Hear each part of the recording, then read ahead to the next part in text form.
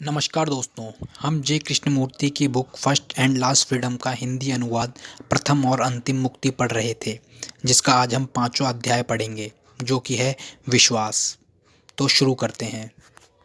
विश्वास और ज्ञान इच्छा से बहुत घनिष्ठ रूप से जुड़े हुए हैं, और अगर हम इन दोनों मुद्दों को समझ सकें तो संभवतः हम देख पाएंगे कि इच्छा कैसे कार्य करती है और उसकी जटिलताएं क्या हैं। मुझे ऐसा लगता है कि विश्वास एक ऐसा विषय है जिसे हम एकदम अपना लेते हैं और उस पर सवाल उठाने की बात ही मन में नहीं आती। मैं आपके विश्वासों पर आक्रमण नहीं कर रहा हूँ।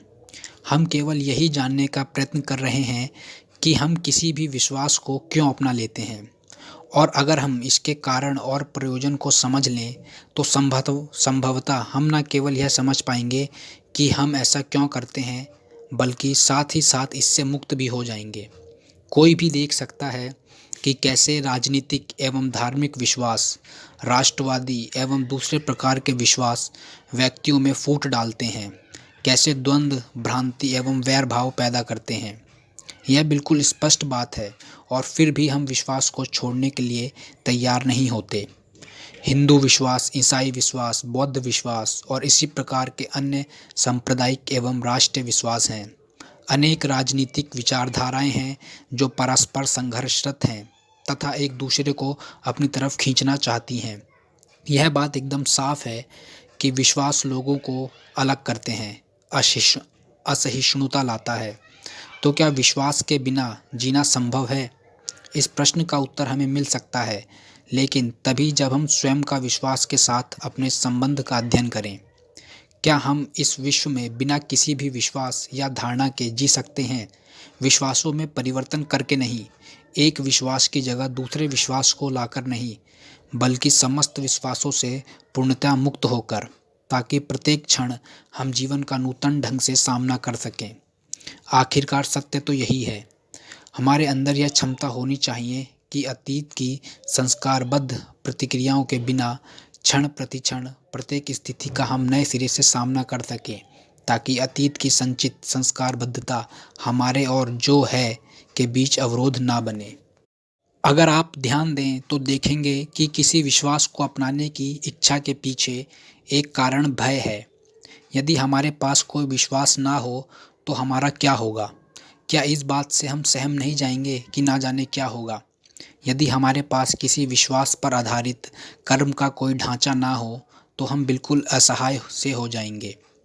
इससे कोई अंतर नहीं पड़ता कि यह विश्वास ईश्वर में है अथवा साम्यवाद में, समाजवाद में है अथवा साम्राज्यवाद में, अथवा किसी प्रकार के तंत्र मंत्र में है या फिर किसी धार्मिक मताग्रह में जिससे हम संस्कारित हैं। और विश्वास का यह स्वीकार क्या हमारे कुछ ना होने के, खोखले होने के डर को छुपाने का ही प्रयास नहीं है? आखिर किसी प्याले का उपयोग तभी है जब वह खाली हो।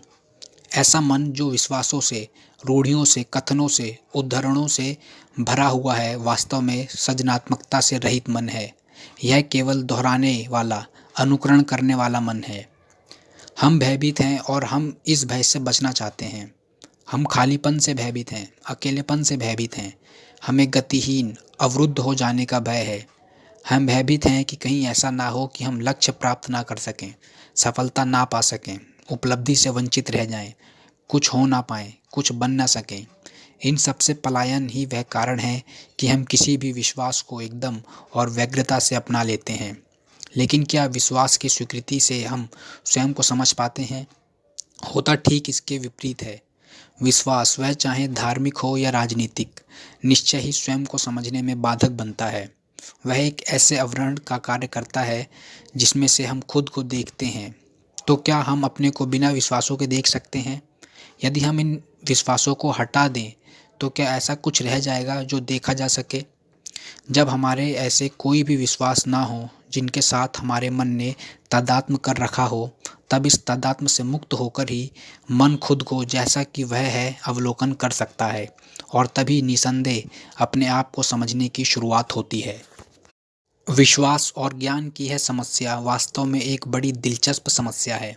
कितनी असाधारण भूमिका अदा करती है हमारे जीवन में यह समस्या। हमारे कितने सारे विश्वास हैं निसंदेह जितना अधिक कोई व्यक्ति बुद्धिवादी होता है, जितना अधिक सुसंस्कृत होता है, जितना अधिक आध्यात्मिक होता है, यदि आप मुझे इस शब्द का प्रयोग करने दें, उतनी ही कम उस व्यक्ति में समझने की क्षमता होती है। बर्बर व्यक्तियों के आज के आधुनिक जगत में भी अनगिनत अंधविश्वास हैं। जो अधिक विचारशील है, अधिक सजग है, अधिक सतर्क है, वह संभवतः कम विश्वासी होंगे। कारण यह है कि विश्वास बांधता है, अलग थलग करता है, और हम देखते हैं कि आर्थिक और राजनीतिक दोनों ही स्तर पर सारे विश्व में यही हो रहा है। यही नहीं, तथाकथित आध्यात्मिक जगत की भी यही स्थिति है। आप विश्वास करते हैं कि ईश्वर है, और मान लीजिए कि मैं विश्वास करता हूँ कि ईश्वर नहीं है। अथवा आप विश्वास करते हैं कि प्रत्येक वस्तु एवं प्रत्येक व्यक्ति पर राज्य का पूर्ण नियंत्रण होना चाहिए, और मैं निजी स्वामित्व और उससे संबंधित सारी बातों पर विश्वास करता हूँ। आप यह विश्वास करते हैं कि उद्धार करने वाला केवल एक ही है और उसके माध्यम से ही आप अपने लक्ष्य को प्राप्त कर सकते हैं, और मैं ऐसा विश्वास नहीं करता। इस प्रकार आप और मैं अपने अपने विश्वासों मतों द्वारा अपने अपने दावे का आग्रह कर रहे हैं। फिर भी हम दोनों प्रेम की, शांति की, मानव एकता की, एक जीवन की चर्चा करते हैं। इस चर्चा का भला अर्थ ही क्या है? क्योंकि वास्तव में यह विश्वास ही तो अलगाव की प्रक्रिया है। आप ब्राह्मण हैं और मैं नहीं हूँ, आप ईसाई हैं और मैं मुसलमान हूँ, या कुछ और। आप भाईचारे की बात करते हैं और मैं भी उसी भाईचारे की, प्रेम और शांति की बात करता हूँ। वास्तविकता यह है कि हम एक दूसरे से अलग हो गए हैं। हम अपने आप को विभाजित करते जा रहे हैं। वह व्यक्ति जो शांति चाहता है, जो एक नए विश्व का, एक सुखी संसार का निर्माण करना चाहता है, निसंदेह किसी भी प्रकार के विश्वासों व मतों में उलझकर अपने को पृथक नहीं करेगा। क्या यह स्पष्ट है? हो सकता है कि यह शाब्दिक रूप से ही स्पष्ट हुआ हो, लेकिन यदि आप इसके महत्व को, इसके यथार्थ एवं सत्य को समझ लें, तो यह अपना कार्य करना शुरू कर देगा। हम देखते हैं कि जहाँ कहीं भी इच्छा की प्रक्रिया कार्य करने लगती है, निश्चय ही वहीं विश्वास के माध्यम से अलगाव की प्रक्रिया शुरू हो जाती है। क्योंकि जाहिर है कि आप विश्वास इसलिए करते हैं कि आप आर्थिक रूप से, आध्यात्मिक रूप से और आंतरिक रूप से सुरक्षित हो सकें। मैं यहाँ उन लोगों की बात नहीं कर रहा जो आर्थिक कारणों से विश्वास को स्वीकार करते हैं, क्योंकि उनका तो विकास ही इस प्रकार से हुआ है कि वे अपने व्यवसाय पर निर्भर रहें, और इसलिए वे तब तक कैथोलिक या हिंदू या इसी प्रकार कुछ और बने रहेंगे जब तक उनके लिए कोई काम धंधा सुरक्षित है। हम उन लोगों की भी यहाँ चर्चा नहीं कर रहे जो किसी विश्वास से इसलिए चिपके रहते हैं कि उसमें उन्हें सुविधा है। हम में से अधिकांश के लिए संभवतः यही बात लागू होती है। सुविधा के लिए ही हम कुछ चीज़ों में विश्वास करते हैं। तो इन आर्थिक कारणों को एक और करके हम इस बात की गहराई में जाना चाहिए। उन व्यक्तियों को ही लीजिए जो किसी बात में, चाहे वह आर्थिक हो, सामाजिक हो या आध्यात्मिक, दृढ़तापूर्वक विश्वास करते हैं। इस विश्वास के पीछे क्या सुरक्षित होने की ही एक मनोवैज्ञानिक इच्छा काम नहीं कर रही? इसके अलावा हमेशा बने रहने की भी एक लालसा होती है। हम यहाँ इसकी चर्चा नहीं कर रहे हैं कि निरंतरता है या नहीं। हम केवल विश्वास करने की सतत मानसिक प्रवृत्ति का, लालसा का जिक्र कर रहे हैं। शांति चाहने वाला व्यक्ति, अर्थात वह व्यक्ति जो वास्तव में मानव अस्तित्व की समस्त प्रक्रिया को समझना चाहता है, किसी विश्वास से बंध नहीं सकता। वह सुरक्षा की खोज में लगी अपनी इच्छा से परिचित है। कृपया इसका विपरीत अर्थ ना लें कि मैं अधार्मिक होने का उपदेश दे रहा हूँ। मेरा वह तात्पर्य कदापि नहीं है। मेरा तात्पर्य यही है कि जब तक विश्वास के रूप में कार्य कर रही अपनी इच्छा की प्रक्रिया को हम नहीं समझ लेते, संघर्ष बना रहेगा, द्वंद्व बना रहेगा, दुख बना रहेगा, और मनुष्य मनुष्य का विरोधी रहेगा। और यही हम नित्य प्रति देखते हैं। अतः यदि मैं समझता हूँ, यदि मुझे इसका एहसास है कि वह प्रक्रिया ही विश्वास का रूप ले लेती है, जो कि आंतरिक सुरक्षा की तृष्णा की ही अभिव्यक्ति है, तो किस बात पर विश्वास करें यह मेरी समस्या नहीं होगी, बल्कि मेरी समस्या होगी सुरक्षित होने की इस लालसा से मुक्त होना। क्या मन सुरक्षा की आकांक्षा से मुक्त हो सकता है? समस्या यही है, यही नहीं कि किस बात का विश्वास किया जाए और किस हद तक किया जाए। ये सब तो अनिश्चितता से भरी इस दुनिया में कुछ तो निश्चित हो, इस उम्मीद की मानसिक तौर पर सुरक्षित होने की अंदरूनी ललक की अभिव्यक्तियां हैं। क्या मन, चेतन मन, कोई व्यक्तित्व सुरक्षित होने की इस इच्छा से मुक्त हो सकता है? हम सुरक्षित होना चाहते हैं, और इसलिए हम अपनी जागीर की, अपनी संपत्ति की और अपने परिवार की सहायता लेने की आवश्यकता पड़ती है। हम आंतरिक रूप से ही नहीं, आध्यात्मिक रूप से भी सुरक्षित होना चाहते हैं और इसके लिए हम विश्वास की दीवारें खड़ी करते हैं, जो इस बात का संकेत है कि हमारे अंदर निश्चित ही पाने की तृष्णा है। क्या व्यक्तिगत तौर पर सुरक्षित होने की इस लालसा, इस तृष्णा से आप मुक्त हो सकते हैं, जो कि किसी चीज़ में विश्वास करने की इच्छा के रूप में अपने को अभिव्यक्त करती है? यदि हम इससे मुक्त नहीं हैं तो हम कलह का कारण बनते हैं। हम शांति के वाहक नहीं होते। हमारे हृदय में कोई प्रेम नहीं होता। विश्वास विनाश लाता है। यह नित्य प्रति के जीवन में देखा जा सकता है। क्या मैं अपने आप को तब देख सकता हूँ जब मैं इच्छा की प्रक्रिया में जकड़ा हुआ हूँ, जो किसी विश्वास से चिपके रहने के रूप में प्रकट हो रही है? क्या मन स्वयं को विश्वास से मुक्त कर सकता है? सुरक्षित होने का कोई विकल्प लाकर नहीं, बल्कि पूर्णतया मुक्त। आप इसका उत्तर हाँ या नहीं में नहीं दे सकते, परंतु आप कोई उत्तर तब अवश्य दे सकते हैं जब आपकी मनसा विश्वास से मुक्त होने की हो। तब आप अनिवार्यतः उस जगह पर आप पहुंचते हैं जहां आप सुरक्षित होने की लालसा से मुक्त होने का उपाय खोजने लगते हैं। जाहिर है कि अंदरूनी सुरक्षा जैसा कुछ होता नहीं है जिसे आप अपने विश्वास के चलते निरंतर बनाए रखना चाहते हैं। आप एक ऐसे ईश्वर में विश्वास करना चाहते हैं जो आपकी छोटी मोटी बातों की सावधानी से देखभाल करता रहे और जो आपको बताता रहे कि आप किससे मिलें, आप क्या करें और कैसे करें। यह सोच ही अपरिपक्व और बचकानी है। आप सोचते हैं कि हमारे वे महान पिता हम में से प्रत्येक की देखभाल कर रहे हैं। यह केवल आपकी व्यक्तिगत इच्छा का प्रक्षेपण मात्र है। जाहिर है कि सच यह नहीं है, सच तो एकदम भिन्न ही होगा। हमारी दूसरी समस्या ज्ञान की है। क्या ज्ञान सत्य को समझने के लिए आवश्यक है? जब मैं कहता हूँ मैं जानता हूँ, तो इसका निहितार्थ यही है कि जानकारी है। क्या ऐसा मन यथार्थ का पता लगाने और उसका अनुसंधान करने की क्षमता रखता है?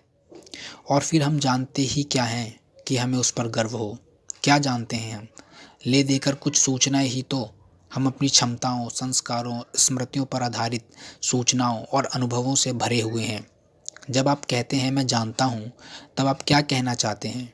यह मानना कि आप जानते हैं या तो किसी तथ्य का, किसी सूचना का संज्ञान है अथवा एक अनुभव है जो आपको कभी हुआ था। सूचना का निरंतर संचयन, ज्ञान के विभिन्न रूपों का उपार्जन, ये सभी मैं जानता हूँ के ही अंग हैं। और जो कुछ आपने पढ़ा है उसकी आप अपनी पृष्ठभूमि, अपनी इच्छा, अपने अनुभव के अनुसार व्याख्या करना आरंभ कर देते हैं। आपकी जानकारी और इच्छा की प्रक्रियाओं में कोई ज़्यादा अंतर नहीं है। अंतर केवल इतना ही है कि विश्वास के स्थान पर हम ज्ञान को रख देते हैं। मैं जानता हूँ, मैंने अनुभव किया है, उसे नकारा नहीं जा सकता। यह मेरा अनुभव है, यह पूर्णतः अविश्वसनीय है। ये वक्तव्य उसी ज्ञान के सूचक हैं। लेकिन जब आप इसकी गहराई में जाते हैं, इसका विश्लेषण करते हैं और सावधानी एवं बुद्धिमत्ता से अवलोकन करते हैं, तो आपको पता चलेगा कि मैं जानता हूँ का यह कथन एक और दीवार है जो आपको और मुझे अलग रखती है। सुख और सुरक्षा की खोज में आप उस दीवार के पीछे शरण लेते हैं। इसलिए जितना अधिक मन पर ज्ञान का बोझ लदता जाता है, समझ की क्षमता उतनी ही कम होती जाती है। पता नहीं आपने अपने ज्ञान अर्जित करने की इस समस्या पर कभी विचार किया है या नहीं। जैसे क्या ज्ञान वास्तव में प्रेम करने में हमारी मदद करता है? क्या ज्ञान सच में उन लक्षणों से हमें मुक्त कर पाता है जो हमारे अंदर के संघर्ष का और अपने पड़ोसियों से हमारे संघर्ष का कारण बनते हैं? क्या ज्ञान वाकई मन को महत्वाकांक्षाओं से मुक्त कर सकता है? आखिरकार महत्वाकांक्षा एक ऐसा तत्व है जो संबंधों को नष्ट करता है और मनुष्यों को एक दूसरे के खिलाफ खड़ा कर देता है। यदि हम आपस में शांति से जीना चाहते हैं तो निश्चय ही महत्वाकांक्षा को खत्म हो जाना होगा। केवल राजनीतिक, आर्थिक और सामाजिक महत्वाकांक्षा को ही नहीं, बल्कि इस सूक्ष्म और घातक महत्वाकांक्षा को भी, जिसे आध्यात्मिक कहते हैं। क्या मन के लिए कभी ज्ञान के संचयन की इस प्रक्रिया से, जानने की इस इच्छा से मुक्त होना संभव है? यह देखना बड़ा दिलचस्प है कि हमारे जीवन में ज्ञान और विश्वास कितने असाधारण ढंग से शक्तिशाली भूमिका अदा करते हैं। आप देखते ही हैं कि हम पंडितों और विद्वानों की किस कदर पूजा करते हैं। क्या आप इसका अर्थ समझ सकते हैं? यदि आप कुछ नया खोजना चाहते हैं, कुछ ऐसी अनुभूति चाहते हैं जो आपकी ही कल्पना का प्रक्षेपण ना हो, तो आपके मन का मुक्त होना ज़रूरी है। उसमें कुछ नया देख पाने की क्षमता ज़रूरी है। दुर्भाग्य की बात है कि जब कभी आप कुछ नया देखते हैं, आप अपनी सारी पूर्व जानकारी को, अपने समस्त ज्ञान को, अतीत की अपनी समस्त स्मृतियों को बीच में ले आते हैं, और तब जाहिर है कि आप किसी भी नई चीज़ को देखने में, कुछ भी ऐसा ग्रहण करने में जो पुराने का परिणाम नहीं है, असमर्थ हो जाते हैं। कृपया तुरंत इसकी उधेड़-बुन में ना लग जाएं। स्मृति का सामान्य उपयोग तो है ही। यदि मैं यह नहीं जानता कि अपने घर कैसे लौटा जाता है, तो मैं खो जाऊंगा। यदि मैं नहीं जानता कि किसी यंत्र को कैसे चलाया जाता है, तो मेरे लिए उसका कोई उपयोग नहीं है। यह बिल्कुल अलग बात है। यहाँ हम उस पर विचार नहीं कर रहे हैं। हम उस ज्ञान पर विचार कर रहे हैं जिसका उपयोग सुरक्षा के साधन के रूप में किया जाता है, कुछ होने की मनोवैज्ञानिक एवं आंतरिक इच्छा के रूप में। ज्ञान के द्वारा आप क्या हासिल कर लेते हैं? आप ज्ञान के अधिकारी हो जाते हैं। ज्ञान का प्रभाव यानी अपने महत्व का, प्रतिष्ठा का और शक्ति का प्रभाव, यही सब आपको मिलता है। जो व्यक्ति कहता है मैं जानता हूँ, यह है अथवा यह नहीं है, निसंदेह उसने विचारशीलता खो दी है, इच्छा की इस समग्र प्रक्रिया की छानबीन बंद कर दी है। जैसे कि मैं देखता हूँ, हमारी समस्या यह है कि हम अपने विश्वास के, अपने ज्ञान के बोझ से दबे हुए हैं, उससे बंधे हुए हैं। और क्या मन बीते हुए कल से तथा उस कल के दौरान संचित विश्वासों से मुक्त हो सकता है? क्या आप इस प्रश्न को समझ रहे हैं? क्या मेरे लिए एक व्यक्ति के तौर पर और आपके लिए एक व्यक्ति के तौर पर इस समाज में जीना, फिर भी जिन विश्वासों में हम पले हैं उनसे मुक्त होना संभव है? क्या मन के लिए इस समस्त ज्ञान से, समूची वैचारिक सत्ता से मुक्त होना संभव है? हम शास्त्रों, धार्मिक पुस्तकों को पढ़ते हैं, उनमें बड़ी तरतीब से समझाया गया है कि हमें क्या करना है, क्या नहीं करना है, लक्ष्य कैसे प्राप्त करना है, लक्ष्य है क्या और ईश्वर क्या है। आपको यह सब मुँह ज़बानी याद है और आपने उसका अनुशीलन भी किया है। यही आपका ज्ञान है। यही है जो आपने उपलब्ध किया है। यही है जो आपने सीखा है। उसी मार्ग का आप अनुसरण कर रहे हैं। अब आप जो खोज रहे हैं वही पा लेंगे। लेकिन क्या वह यथार्थ होगा? क्या वह स्वयं आपके ज्ञान का प्रक्षेपण भर नहीं है? वह यथार्थ नहीं है। क्या इसका अभी किसी और दिन नहीं बल्कि अभी एहसास होना संभव है, ताकि हम कह सकें मैंने इसकी सच्चाई देख ली है, और इसे वहीं छोड़ दें, गिर जाने दें, जिससे कि कल्पना की इस प्रक्रिया से, इसके प्रक्षेपण से आपका मन पंगु ना हो? क्या मन विश्वास से मुक्त होने में सक्षम है? आप तभी इससे मुक्त हो सकते हैं जब आप विश्वास करने के लिए मजबूर करने वाले कारणों की अंदरूनी सच्चाई को समझ लेते हैं। जब आप न केवल चेतन बल्कि अचेतन प्रेरकों को भी समझ जाते हैं जो आपको विश्वास करने के लिए बाध्य करते हैं। आखिरकार हम कोई सतही हस्ती भर नहीं हैं जो बस चेतन स्तर पर ही कार्य करती है। यदि हम अचेतन मन को एक अवसर दें तो हम गहनतम चेतन और अचेतन गतिविधियों का पता लगा सकेंगे, क्योंकि प्रत्युत्तर देने में अचेतन मन चेतन मन की अपेक्षा अधिक तीव्रगामी होता है। जब आपका चेतन मन शांति से सोच रहा, सुन रहा, देख रहा होता है, अचेतन मन कहीं अधिक सक्रिय, कहीं अधिक सतर्क, कहीं अधिक ग्रहणशील होता है। अतः उसके पास जवाब हो सकता है। विश्वास करने के लिए बाध्य किया गया, अधीन किया गया, डराया गया, दबाया गया मन क्या कभी स्वतंत्रता पूर्वक सोच समझ सकता है? क्या वह ताजगी से देख सकता है तथा आपके व दूसरे के बीच अलगाव की प्रक्रिया को खत्म कर सकता है? कृपया यह ना कहें कि विश्वास लोगों को निकट लाता है। वह ऐसा नहीं करता। यह स्पष्ट है। किसी भी धर्म संप्रदाय ने ऐसा कभी नहीं किया है। स्वयं अपने देश में अपने आप पर गौर कीजिए। आप सब विश्वास करने वाले हैं, लेकिन क्या आप सब एक साथ हैं? क्या आप में एकता है? आप स्वयं जानते हैं कि आप एक नहीं हैं। आप अनेक छोटे छोटे दलों में, छोटी छोटी जातियों में बटे हुए हैं, और आप उन असंख्य विभाजनों को जानते हैं। पूर्व हो या पश्चिम, किसी पूर्व हो या पश्चिम, प्रक्रिया इसकी सारे विश्व में एक सी ही है। ईसाई ईसाई को मारता है, छोटी छोटी बातों के लिए एक दूसरे की हत्या करता है, लोगों को शिविरों में ढकेलता है। आप जानते ही हैं कि युद्ध की सारी भयावहता को। अतः विश्वास लोगों को एक नहीं करता, यह बात बिल्कुल साफ है। और यदि यह स्पष्ट है, यदि यह सत्य है और आप इसे देख पाते हैं तो इस बारे में कुछ करना होगा। लेकिन कठिनाई यह है कि हम में से अधिकांश इस बात को देखते ही नहीं, क्योंकि हम उस आंतरिक असुरक्षा का, अपने भीतर मौजूद अकेलेपन का सामना ही नहीं कर पाते। हमें कोई ना कोई सहारा चाहिए, राज्य, जाति, राष्ट्रीयता, महात्मा, उद्धारक या कुछ और जब हम इस सब की भ्रामकता को देख लेते हैं तो चाहे एक पल के लिए ही सही, हमारा मन इस बात की सच्चाई को भी देख पाता है।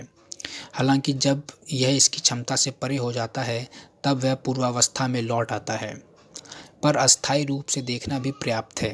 यदि आप इसे पल भर के लिए भी देख सकें तो काफ़ी है, क्योंकि तब आप एक असाधारण बात होते हुए देखेंगे। अचेतन क्रियाशील रहेगा, भले ही चेतन मन समझना ना चाह रहा हो। यह कोई समय की निरंतरता वाला पल नहीं है, लेकिन यही पल सब कुछ है, और चेतन मन के प्रतिरोध के बावजूद वह अपनी निष्पत्ति, अपने परिणाम पा लेगा। अतः हमारा प्रश्न है, क्या मन के लिए ज्ञान और विश्वास से मुक्त होना संभव है? क्या मन ज्ञान और विश्वास से ही नहीं बना है? क्या विश्वास और ज्ञान मन की ही संरचना नहीं है? विश्वास एवं ज्ञान पहचानने की प्रक्रियाएं हैं, मन का केंद्र है। यह प्रक्रिया दायरे में जकड़ने वाली होती है। यह चेतन भी है और अचेतन भी। तो क्या मन स्वयं अपनी ही संरचना से मुक्त हो सकता है? क्या मन का लोप हो सकता है? यही समस्या है।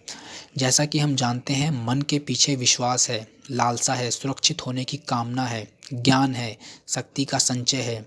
इसकी समस्त शक्ति और श्रेष्ठता के बावजूद अगर आप स्वतंत्र रूप से ना सोच पाएँ तो विश्व में शांति नहीं हो सकती। आप शांति की केवल बात कर सकते हैं, आप राजनीतिक दल संगठित कर सकते हैं, आप शांति का ढिंढोरा पीट सकते हैं, परंतु आप शांति पा नहीं सकते, क्योंकि अंतर्विरोध का, पृथकता का, अलगाव का आधार तो मन ही है। शांतिप्रिय व्यक्ति, एक सच्चा जिज्ञासु ऐसा नहीं कर सकता कि वह अपने को अलग थलग कर ले और फिर भाईचारे और शांति की दुहाई देता रहे। तब तो यह राजनीतिक या धार्मिक खिलवाड़, महत्वाकांक्षा तथा उपलब्धि का बहाना भर होगा। यदि कोई व्यक्ति इस बारे में वाकई उत्साह से भरा है, कुछ खोजना चाहता है, तो उसे ज्ञान और विश्वास की समस्या का सामना करना होगा। उसे इसकी तह में जाना होगा, उसे सुरक्षित होने की, निश्चित होने की इच्छा की पूरी प्रक्रिया का अन्वेषण करना पड़ेगा। जो मन ऐसी अवस्था में आना चाहता है जिसमें कुछ नया घट सके, उसे आप सत्य कहें, ईश्वर कहें या कुछ और, उसे कुछ भी हासिल करना, संचय करना बंद कर देना होगा। समस्त ज्ञान को एक तरफ रख देना होगा। ज्ञान के बोझ से लदा हुआ मन कभी भी यथार्थ को, उस अपरिमेय को नहीं समझ सकता। तो दोस्तों, यह अध्याय यहीं ख़त्म होता है। उम्मीद है आपको अच्छा लगा होगा और समझ में भी आया होगा। अगर अच्छा लगा तो वीडियो को लाइक करें, चैनल को सब्सक्राइब करें, and finally thank you for your valuable time.